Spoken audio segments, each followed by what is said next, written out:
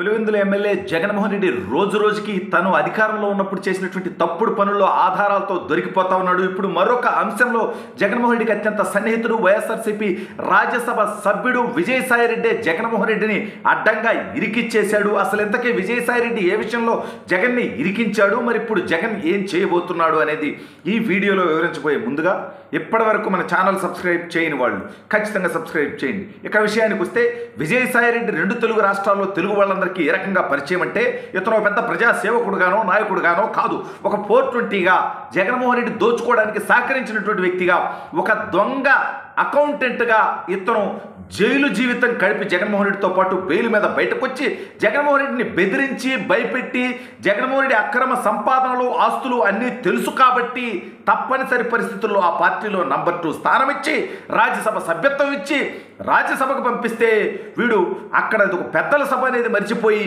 ఒక బ్రోకర్లా అక్కడ కూడా ప్రవర్తించడం, ఢిల్లీలో ఇతను చేస్తున్నటువంటి బ్రోకరిజానికి సాక్షాత్తు అమిత్ షా గారు కూడా సరే కొన్నాళ్ళ పాటు ఇతను ఎంకరేజ్ చేశారనేటువంటి టాక్ ఉన్నా ఈ బ్రోకర్ని ఛేదరించుకునేటువంటి పరిస్థితి కూడా ఢిల్లీ సర్కిల్స్లో నడుస్తోంది.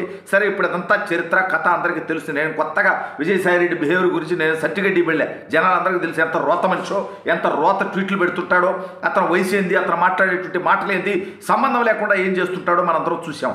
అయితే ఇప్పుడు అంటే గతంలో జగన్మోహన్ రెడ్డి ఏదైతే కేసులు ఉన్నాయో 11 సిబిఐ కానీ ఈ 7 ఈడీ కేసులు కానివ్వండి, మొత్తం 32 కేసులు కానీ చాలా కేసుల్లో అతను జగన్మోహన్ రెడ్డి A1గా ఉంటే విజయసాయిరెడ్డి A2గా, అంటే జగన్మోహన్ రెడ్డి దోచుకుంటే ఆ దోపిడీకి సహకరించి అందులో కొంత వాటా తీసుకున్నటువంటి పరిస్థితి విజయసాయిరెడ్డికి ఉంది.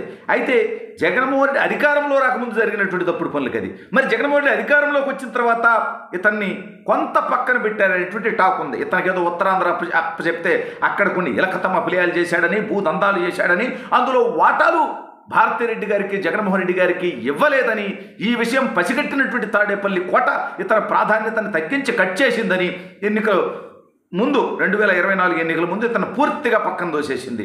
ఎందుకో పుసుక్కుని తీసుకొచ్చి సొంత జిల్లా అని చెప్పి నెల్లూరు పార్లమెంటు సభ్యుడిగా పోటీ చేశాడు వైఎస్ఆర్ కాంగ్రెస్ పార్టీ నుంచి.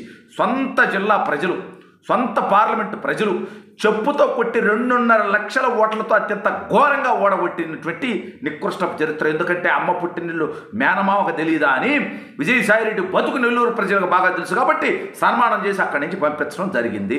సరే ఆ తర్వాత జగన్మోహన్ రెడ్డికి తప్పక మళ్ళీ ఇతనికే ఉత్తరాంధ్ర అప్పచెప్పటం ఇవన్నీ చూస్తూ ఉన్నాం.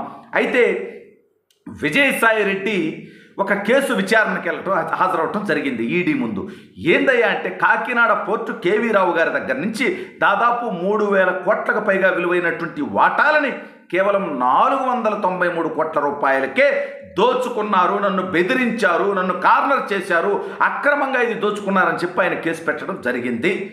అయితే దానికి అసలు వాళ్ళకి డబ్బు ఎక్కడి నుంచి తెచ్చారు, ఎవరెవరు బెదిరించారు, ఎవరి పాత్ర ఉంది ఇందులో అంటే వైవి సుబ్బారెడ్డి, వైవి విక్రాంత్ రెడ్డి, విజయసాయిరెడ్డి అల్లుడు శరత్ చంద్రారెడ్డి, సరే వీళ్ళందరూ వెనక ఫైనల్గా ఉండేది జగన్మోహన్ రెడ్డి అనేది జగమెరిగినటువంటి సత్యమే. అయితే ఆల్రెడీ విక్రాంత్ రెడ్డి విచారణకు హాజరయ్యాడు.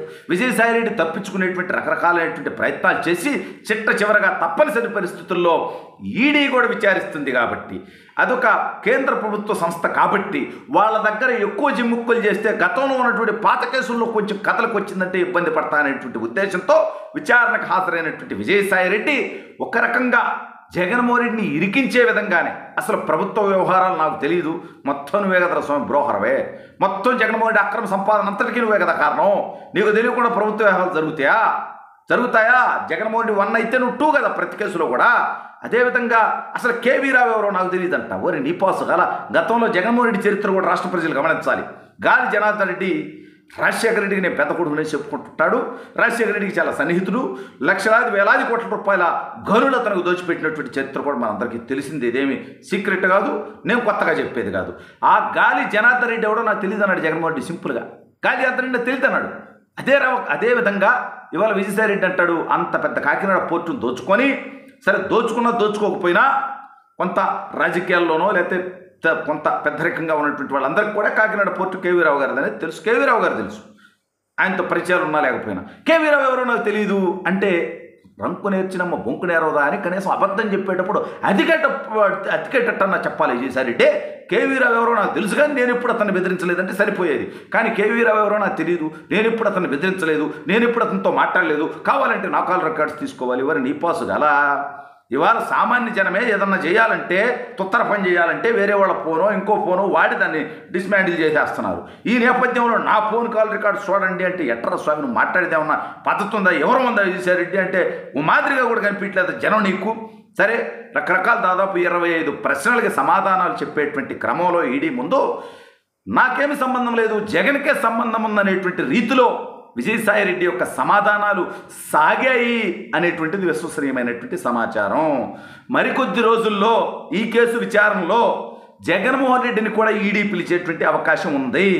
జగన్ గత 5 సంవత్సరాల్లో చేసినటువంటి తప్పుడు పనులకి ఈసారి మరిన్ని కొత్త కేసులు పట్టడానికి రంగం సిద్ధమవుతోంది.